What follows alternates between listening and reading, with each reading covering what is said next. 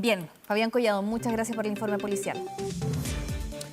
Durante su viaje a la Argentina, el presidente electo José Antonio Kast abordó con el mandatario trasandino Javier Milei la posibilidad de hacer un corredor humanitario para la salida de migrantes en situación irregular. Tema que buscará coordinar también con diversos líderes de la región para reforzar la seguridad fronteriza a partir del 11 de marzo. Para hablar de este y otros temas estamos en contacto con Alfredo Moreno, exministro de Relaciones Exteriores, exministro de Obras Públicas también. Alfredo, bienvenido a la Mañana Informativa. ¿Qué tal, Valentín, Andrés? Buenos días. Alfredo, a ver, no solamente fuiste canciller, también fuiste ministro de Obras Públicas, ministro de Desarrollo Social. ¿Cómo has visto, primero antes de entrar al tema de Relaciones Exteriores, cómo has visto tú la llegada de José Antonio Kast, su primer discurso, lo que ha sido los primeros 5 días ya con Kast como presidente electo, 4 días? Bueno, yo lo he visto muy positivo, con señales de unidad, con señales de hacer una coalición amplia, además de eso de tener buenas relaciones con los otros sectores que van a pasar a ser de oposición y también reiniciando diálogos con nuestros países vecinos que son tan importantes, ¿no? Me parece que esta visita a Argentina, un país con el cual compartimos 5.000 kilómetros y un destino común desde los inicios de nuestra independencia, creo que vuelve a poner esa relación en donde siempre debe estar. Sí, simbólicamente también le quería preguntar por esta visita a Argentina, porque es común y lo hemos visto que cuando un presidente asume, ya después del 11 de marzo, lo vemos efectivamente ir a Argentina, es la primera visita por todo lo que usted dice, pero ahora José Antonio Kast lo hace el día martes, o sea, a muy pocas horas de haber resultado como presidente electo. Bueno, yo creo que tiene que ver con dos aspectos. Uno, la cercanía entre ambos presidentes y entre los proyectos que tienen, pero también como una manera digamos, de cambiar una realidad que yo creo que fue negativa para las relaciones entre tantos países en estos 4 años, donde la relación fue prácticamente cero, ¿no? Los presidentes no se encontraban, no se visitaban. El presidente argentino estuvo acá, ustedes recuerdan, y ni siquiera se juntaron. O sea, una situación completamente anómala y que incluso no había sucedido con gobiernos que eran muy diferentes en uno y otro país. O sea, no se explica por las ideologías, porque aquí tuvimos, por ejemplo, en la época que me tocó a mí, nosotros teníamos a los Kirchner al otro lado, dos políticas completamente distintas. Sin embargo, las relaciones entre los países, entre los cancilleres, entre los presidentes, era muy estrecha para todo aquello que fuera de beneficio mutuo. Y creo que eso es importante porque hay, digamos, nosotros dependemos y ellos a su vez de nosotros en numerosas cosas de beneficio para la población. Sí, creo que quizás un punto, Alfredo, hay que ser justo, que también Milei visitó otros países y también no se juntó con el presidente de esos países. En el fondo también era una mirada de desconfianza de los dos lados. No, yo no, mi punto no tiene que ver con quiénes son los culpables. Ya. Creo que es un punto que uno puede analizar en más extensión y será para los estudiosos. Yo creo que yendo a la cosa práctica, que es Sí. el origen de la pregunta de ustedes, cómo ve el gobierno en estos primeros días, este es un aspecto más en que lo veo positivo, porque veo que estamos recuperando eso, ya sea porque lograron que la actitud del gobierno del lado sea distinta, porque se cambió la actitud acá. Lo concreto es que estamos, digamos, en un pie de empezar a conversar qué podemos hacer en común que sea de beneficio mutuo, cómo podemos resolver los problemas que tenemos, que muchos de ellos dependen de una acción coordinada. Y esto también es cierto para Bolivia, para Perú y naturalmente para Estados Unidos, China y otros países. Se habla de una posibilidad de un corredor humanitario. De hecho, exponía el presidente electo, también su equipo, que esta reunión, dentro de varios objetivos, uno de ellos tenía plantear el tema migratorio y lo que puede pasar si es que salen de Chile muchos migrantes, qué puede pasar con nuestras fronteras y nuestros países vecinos. En ese sentido, Alfredo, esperaría que existieran de aquí al 11 de marzo otras visitas quizás a nuestros países vecinos como Perú, como Bolivia, por ejemplo. Yo no sé si van a haber visitas, pero sí van a haber una estrecha colaboración, me parece que sin duda. Ya las señales de esos países han sido muy positivas. Y en materia de lo que tiene que ver con corredores humanitarios y la migración en general, yo creo que a veces las campañas, la discusión en frases cortas hace que se pierda un poco el problema. Aquí tenemos un problema enorme de 8 millones de personas, la migración más grande que ha conocido este continente en toda su historia, digamos, republicana, y que afecta enormemente a todos los países, no solo a Chile, ¿no?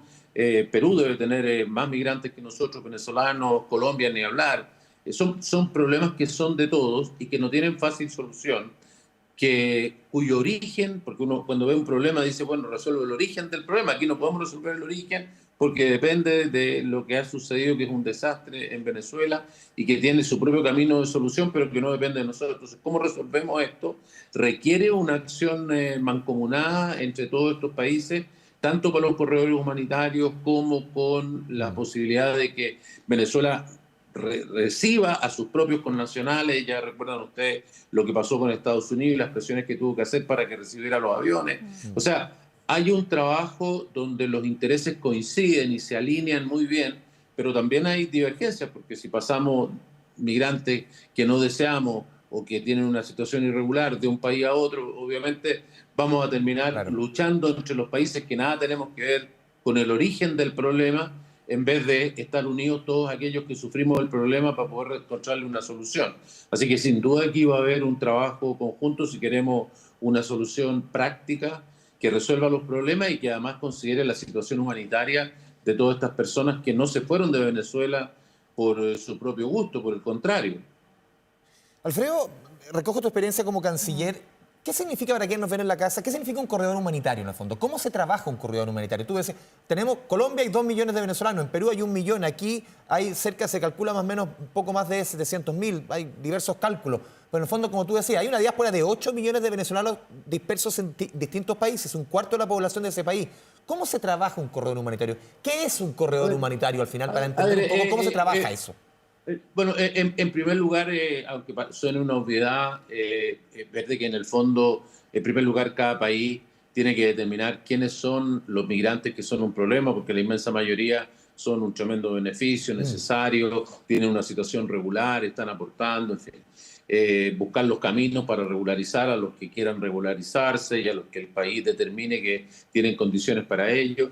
Y la diferencia la pregunta es cómo volvemos a que puedan volver a su país de origen, y como eso significa pasar por otros países, porque pasar en un avión que podría resolver el problema es carísimo, nosotros no lo podemos afrontar para cantidades importantes, por lo tanto tiene que ser terrestre o eventualmente marítimo.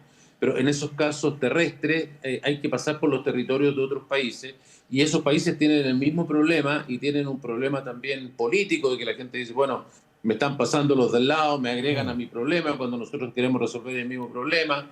Entonces se hacen, digamos, situaciones en las cuales las personas entran al país vecino en camino hacia volver a su país de origen, en este caso Venezuela, tienen un tratamiento de seguridad y de apoyo, ¿no? En el sistema de comida, asistencia a los baños, en fin, etcétera, y de traslado, pero al mismo tiempo la seguridad de que no se van a quedar en ese país intermedio y van pasando de país en país hasta llegar, en este caso, hasta Venezuela. En este caso nosotros tenemos el problema más complejo porque estamos obviamente en la situación más lejana. Alfredo, ¿y qué pasaría? Claro, ayer veíamos el discurso del presidente Donald Trump y para muchos se podría haber una posibilidad de que él hubiese anunciado una invasión, un ataque terrestre. Pero si se da esa posibilidad, uno piensa inmediatamente que se podría generar una estampida de venezolanos de diferentes partes de vuelta a su país. Y ahí, ¿cómo se trabaja eso? Al final, ¿cómo se ordena? Porque de verdad puede superar cualquier esfuerzo de cualquier país. Bueno, dos cosas. Uno, que la naturaleza de lo que puede hacer Estados Unidos, si es que hace una cosa como un ataque, es difícil pensar que sea en el sentido de tener una guerra abierta, digamos, una confrontación entre fuerzas militares amplias de ambos países. Yo lo veo eso imposible con los recursos que se encuentran ahí. Se habla de 15.000 hombres. Digamos, todos los analistas piensan que no está dentro de las probabilidades, digamos, una invasión y una guerra, ni siquiera una operación como la de Panamá. Por lo tanto, lo que seguramente estamos hablando son de, si es que sucede, si es que llegaran a suceder, de operaciones más bien quirúrgicas, limitadas, que tengan que ver con las defensas aéreas, con la Fuerza Aérea, con ciertos elementos, con personas, pero una cosa limitada. no creo que, digamos, eso, si se pudiera de esa manera, pudiera producir una migración masiva. Y decir que la migración masiva ya la tenemos, vuelvo a decir, 8 millones de personas es algo que nunca hemos visto en nuestro continente, nunca en toda la historia. No hay una situación como esta. Estamos hablando de un porcentaje de la población venezolana gigantesca. Estamos hablando que si fuera, digamos, una inmensa mayoría de la Un cuarto de población la chilena, población. si fuera el caso que hubiera pasado acá, y nosotros hemos vivido momentos difíciles en nuestra historia. Nunca hemos tenido nada, ni siquiera que se acerque, ¿no? Hay personas que en distintos momentos en Chile, de momentos difíciles, de mucha polarización y de mucha dureza, se fueron a otros lugares, pero las cantidades relativas como porcentaje de la población fueron pequeños. Esto estamos hablando de una migración, digamos, enorme por motivos políticos, por motivos de seguridad y por motivos económicos. Entonces, esas personas, digamos, yo no creo que una situación como esa pudiera agravar en términos significativos la situación que ya vivimos. Creo, por el contrario, que si se lograra resolver el problema venezolano, en el sentido que la gente viera una esperanza de que su país puede volver a progresar, puede además haber seguridad para la vida y los derechos humanos de las personas allá. Yo creo que hay muchas personas que volverían, porque hay que tener presente que los migrantes han salido de Venezuela no por voluntad. Hay migración más, digamos, voluntaria en todo el mundo y todos los días. Gente que se va a trabajar a otra parte, a estudiar, prefiere vivir en otro país. Es de lo más natural y afecta a un porcentaje pequeño de la población. Aquí estamos hablando de una migración obligada, empujada, de personas que quisieran vivir ahí, que hoy día están sufriendo estar alejados de sus familias, vivir en una forma muy difícil económicamente, que han caminado miles de kilómetros con niños, con personas adultos mayores, con personas con discapacidad. Nada de eso lo han hecho voluntariamente. Entonces, si ellos pudieran volver a vivir en buena forma y seguro en su país, seguro que una inmensa mayoría de ellos volvería. Entonces, la solución del problema, sin duda, parte por resolver el problema en Venezuela. Si el problema en Venezuela se resolviera, bueno, esto se elimina la causa y empieza a resolverse la enfermedad. Nosotros, con lo que conversábamos antes de corredores humanitarios y otras cosas, simplemente estamos haciendo lo que podemos frente a un problema en el cual Chile nada tiene que ver. Alfredo, quería llevarlo a otro tema, pero siempre en el ámbito internacional, porque acá el presidente electo señaló que podría juntarse con la expresidenta Michelle Bachelet antes de Navidad, o es una reunión que probablemente va a ocurrir. Acá, en su mirada, ¿debería el presidente electo apoyar la candidatura de Michelle Bachelet como secretaria general de la ONU, en su opinión, entendiendo que esta es una relación una decisión que corresponde al gobierno, pero usted como ex canciller, ¿cómo evalúa esto? Mire, yo creo que esto es como la pregunta que me hicieron al principio, ¿no? ¿Cómo está viendo este tema de, por ejemplo, la relación con Argentina? Y yo le decía que me parece que vuelve a poner las cosas donde deben estar. Y me parece que esta reunión entre el presidente electo y la expresidenta Michelle Bachelet y candidata, digamos, a este puesto tan importante, yo creo que inicia esto donde siempre se debió iniciar. Esto era una cosa completamente previsible, que esta campaña se va a desarrollar no en el gobierno del presidente Boris, sino que básicamente en el nuevo gobierno del presidente Kast.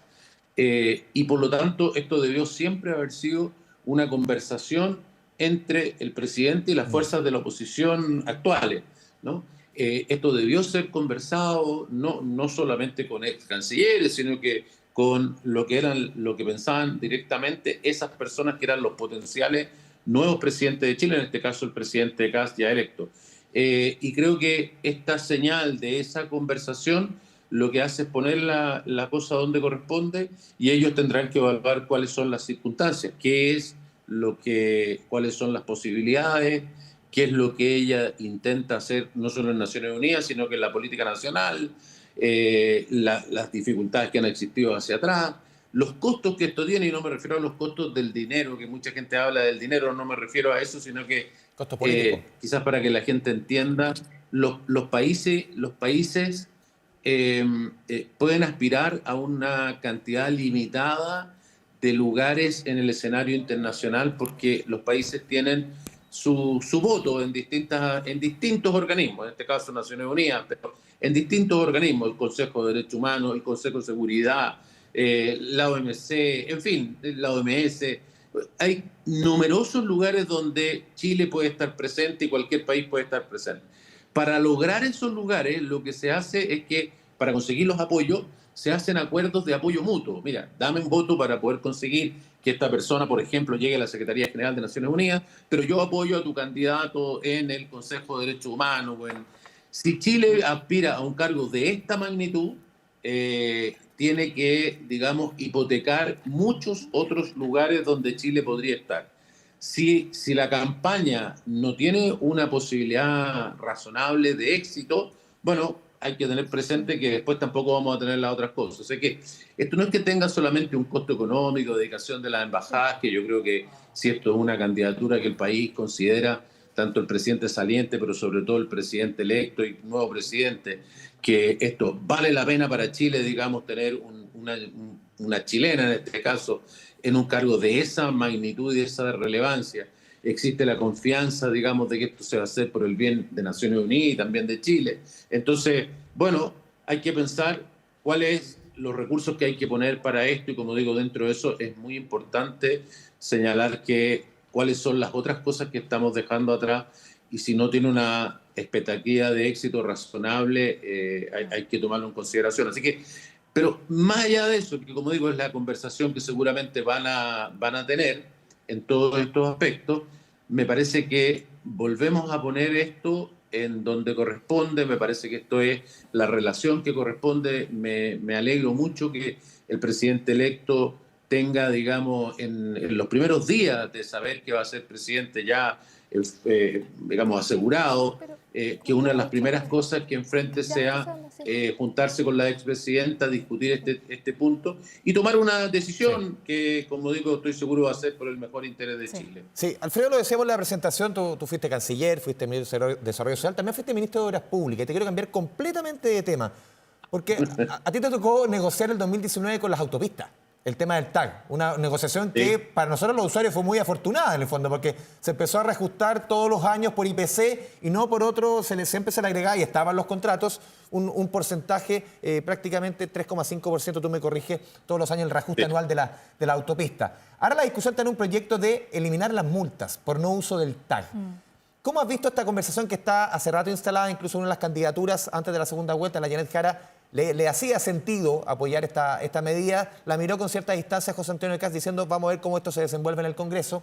¿Cómo miras tú, de acuerdo a tu experiencia en esa negociación del 2019, lo que se está proponiendo ahora? Esto de que una persona que transite sin TAG por la autopista no se le aplique una multa.